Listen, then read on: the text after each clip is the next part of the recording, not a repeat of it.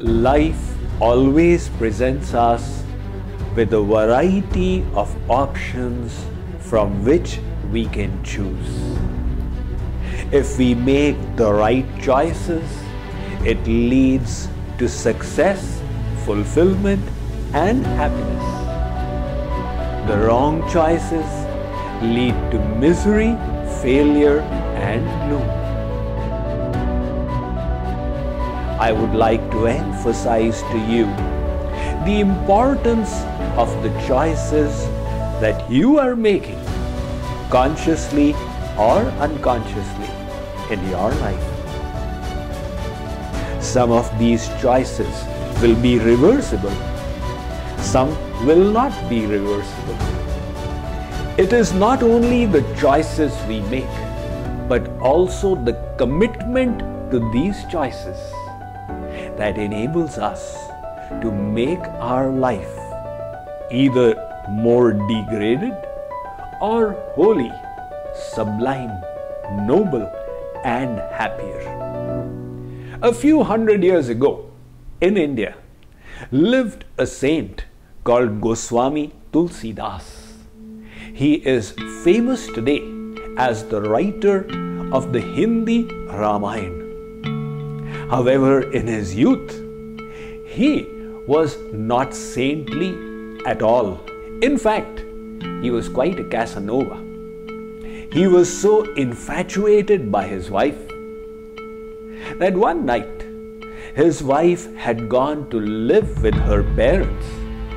When Tulsidas realized he just could not stay without her, he started off to meet her. But since it was a stormy night, there was no boat willing to take him across. He found a log that he held on to and swam across, and then found a rope hanging from the wall, which he grabbed and climbed up to jump through the window into his wife's room. He thought his wife would be pleased to meet him, but she was aghast. She scolded him for doing such a nasty thing. She said, "In your infatuation for me, you did not realize that was a dead body which you mistook for a log, and that was a snake that you assumed to be a rope. The amount of love that you have for me," she said, "if you had a fraction of it for the Supreme Lord Sri Ram, you would have achieved God realization by now." That scolding Tulsidas received from his wife was a wake-up call for him. At that moment, he decided, no more. I will no longer allow my mind to remain in this degraded state. He decided to take action. He turned around, engaged in spiritual practice and devotion, and transformed himself to the great Goswami Tulsidas. That one choice he made on that particular night had such a big impact on his life.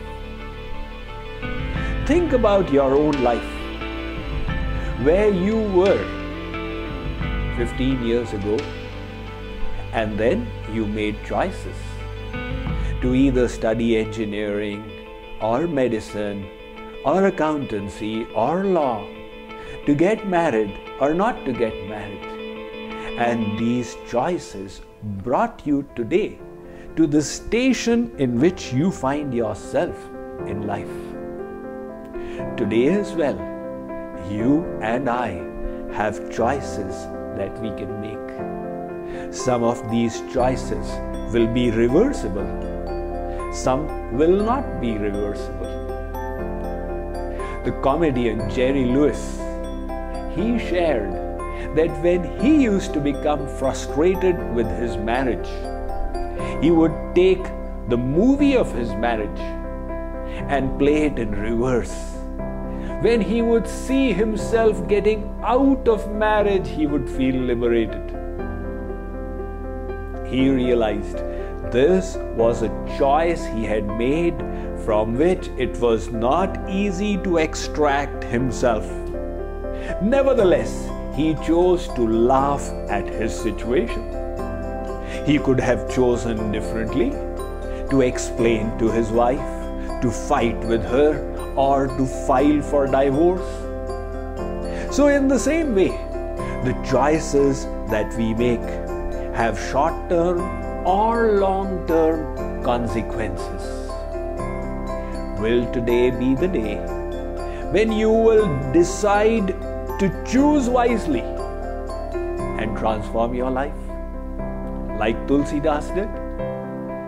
You may say, Swamiji, is life transformation so easy that it's the consequence of a single choice? Absolutely not. Alongside with the choice is the intensity of the decision. There is one decision a person makes to give up smoking and then starts again at night. And there was one decision that Mahatma Gandhi made when in South Africa he was subjected to racial discrimination, and he decided no more. That committed choice of his, no compromise, enabled him to inspire a huge freedom struggle that throughout the British Empire from India, without the help of violence. So, it is not only the choices we make, but also the commitment to these choices that enables us to make our life either more degraded or holy, sublime, noble, and happier.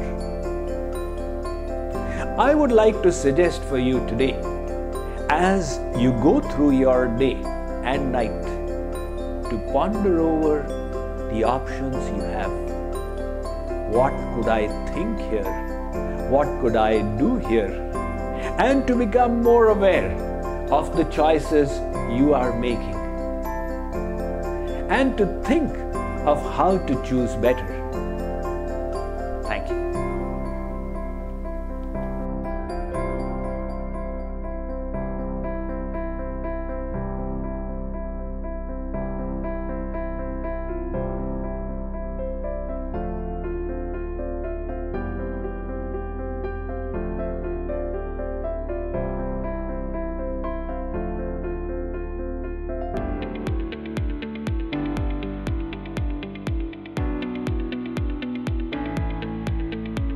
Patanjali Yoga Sutra, 185 aphorisms providing the fundamentals of classical yoga. Patanjali Yoga Sutra was compiled thousands of years ago by Maharshi Patanjali as a guiding light for yoga, or as His Holy Highness Swami Mukundananda explains, union with the Supreme. Yoga means union. So the union of the individual soul with the Supreme Soul, that is yoga. But the process of accomplishing that is also called yoga. So the sadhana is called yoga and the goal is also called yoga.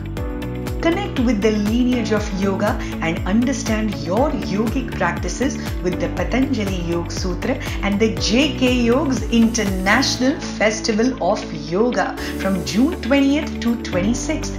This unique online event will also host individual sessions on meditation, subtle body relaxation, and health webinars for the mental and physical wellness of our entire community. Visit jkyog.org for more details and completely free registration.